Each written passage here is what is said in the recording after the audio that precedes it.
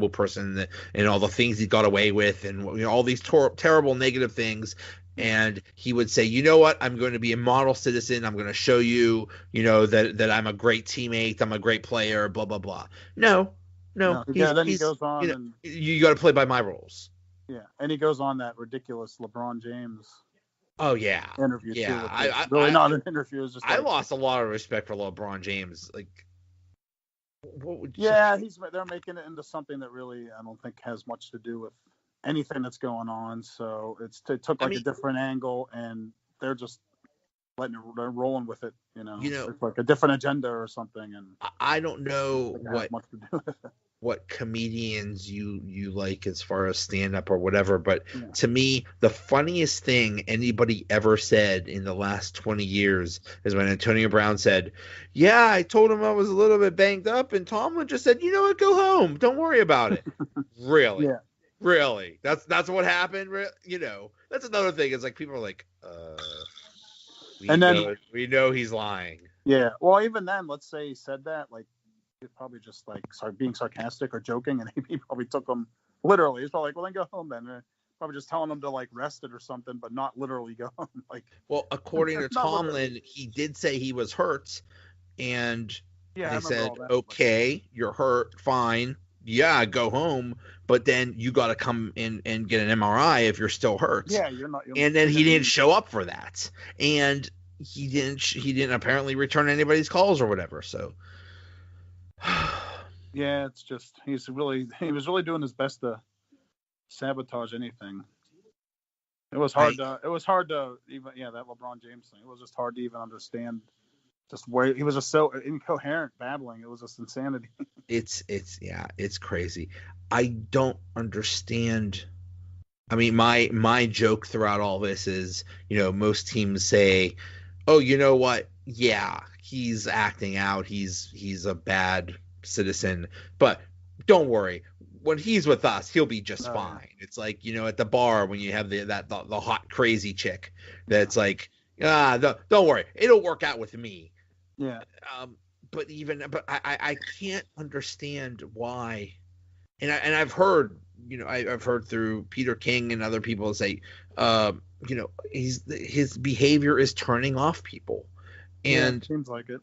And I just don't see a scenario why would anybody want this headache? Why, especially when someone says you have to play by my rules. Like, what on earth does that mean? Yeah, imagine a new person coming onto a team and there's a whole set of rules just for him. It's like, oh yeah, I'm gonna show up whenever I want to. I'm gonna come late to meetings. I'm gonna stay away from everybody at training camp. I'm gonna do all these crazy things.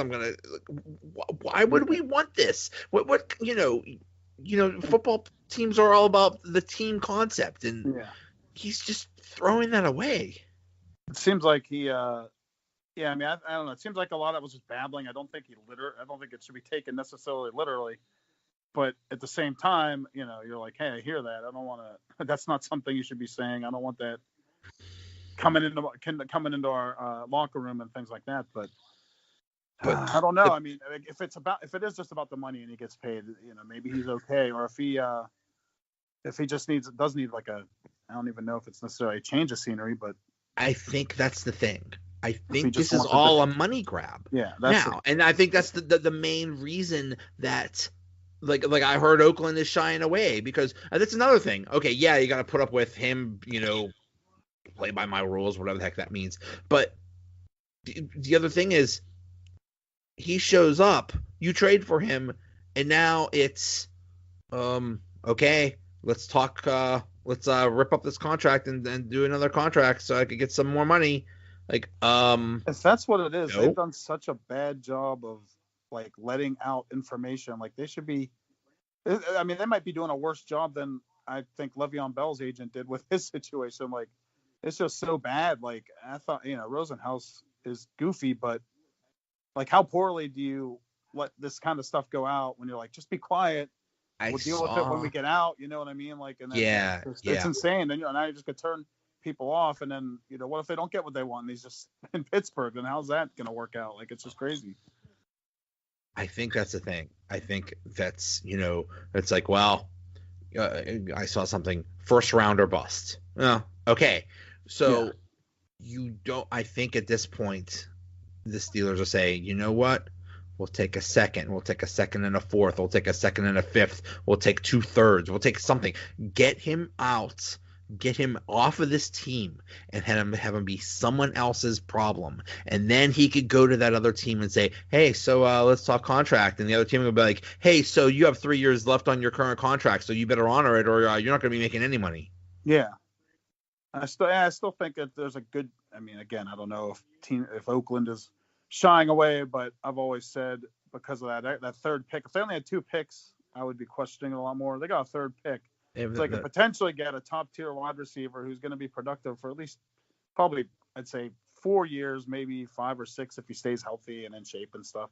And then you also have 2 more first round picks, so I mean they have the luxury to maybe take a chance there, and also.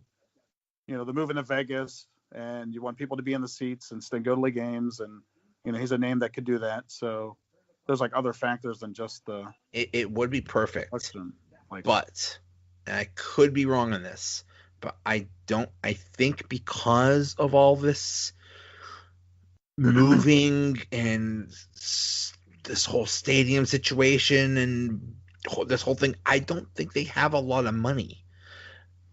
That's possible. I don't think that Oakland could just make some big contract or something like that. They got rid of max money, so I don't know what he was making and all that stuff. And Cooper's not there.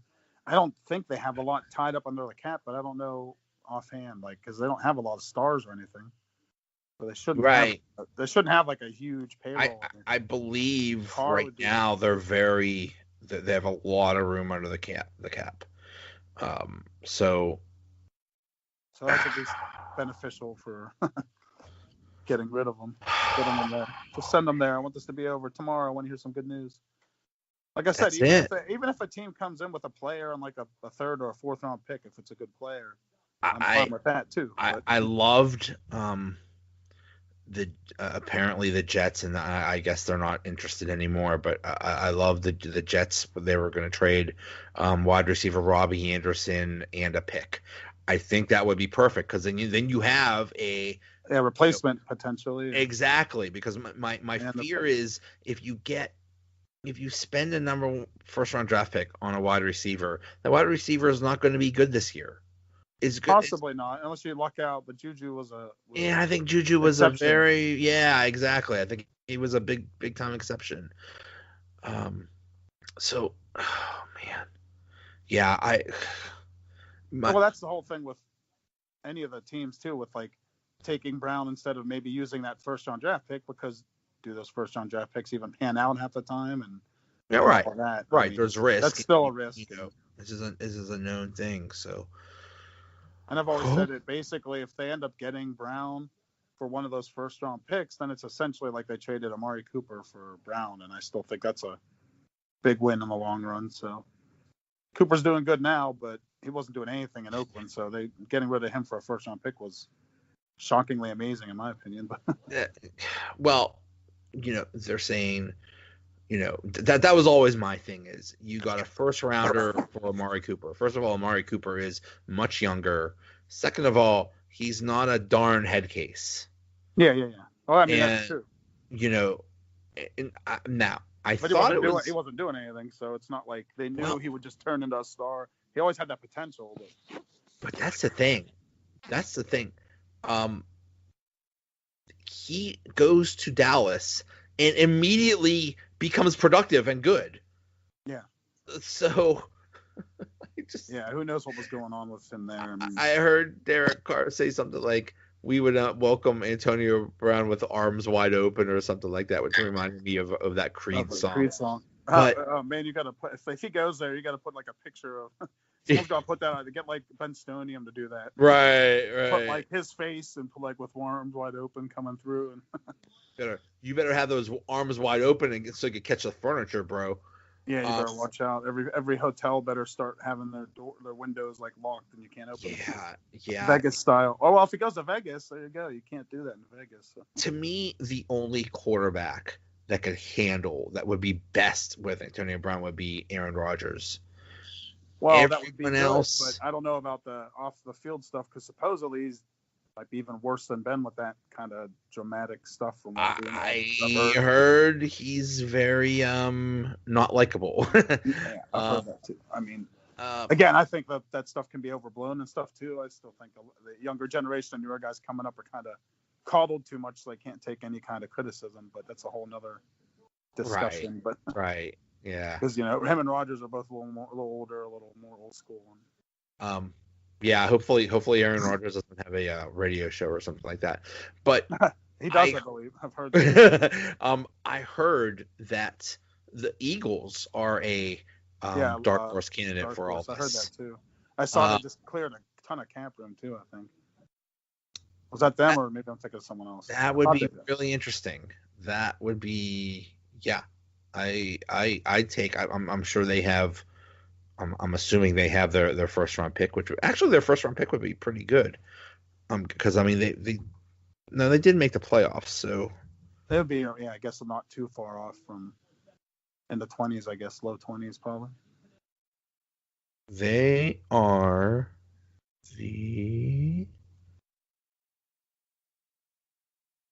okay. They're the 25th pick. Yeah, okay. I take the 25th pick. That's fair. Yeah, low first. Yeah, perfect. Again, that's also another thing with the pick too. It's not like, all right, you're not giving a third pick up for Antonio Brown. You're giving a low first, and if you've got what do the Raiders have 24th and 27th? That's they're pretty close together. So yeah. But, so, oh man, just I have a feeling it's not over. I have a feeling things are changing, and the Steelers saying, the deal has to be done by tomorrow. It's not actually going to happen. Just a hunch. I guess. Yeah, I'm not sure. I mean, I think one of the reasons they did that though is because at least in my eyes, because they have something they like and they want to move on it so they can move on with the preseason, get ready to who they want to draft, who they want to target in free agency, all that kind of crap. Just be done with it. Just be done. Yeah. Yeah, we'll see. Hopefully. Yeah, and then next week is that's when everything actually is official.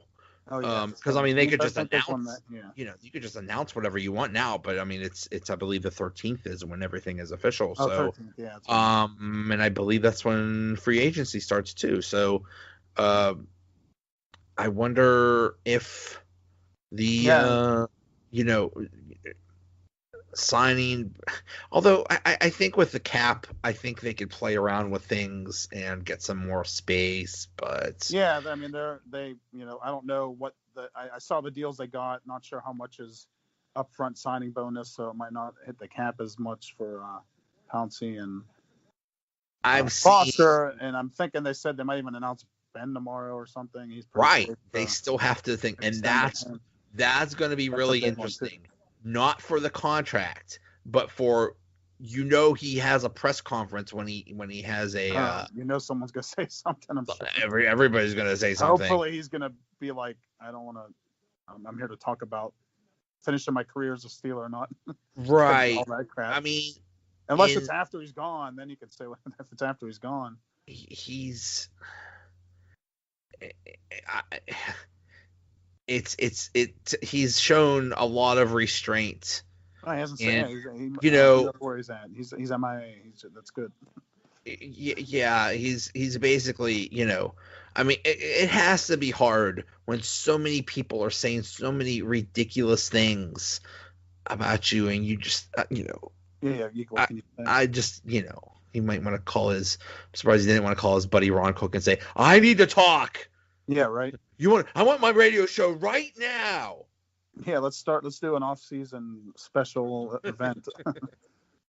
I wonder if they're still going to do that radio show because it's the I don't know if they're going to the cause of so much talk. I don't think it's actual, problems, but just talking about and I don't know how many years he's had it, but it's really all just been this past year. I don't remember anything ever being a problem prior to that. Maybe briefly stuff, but no one really cared about it. It wasn't just this past year. It was just that one or two times. It was after that Denver game. Mostly happened this season, like the actual problems. Yeah. Like they might have said a little too much that was on his mind. And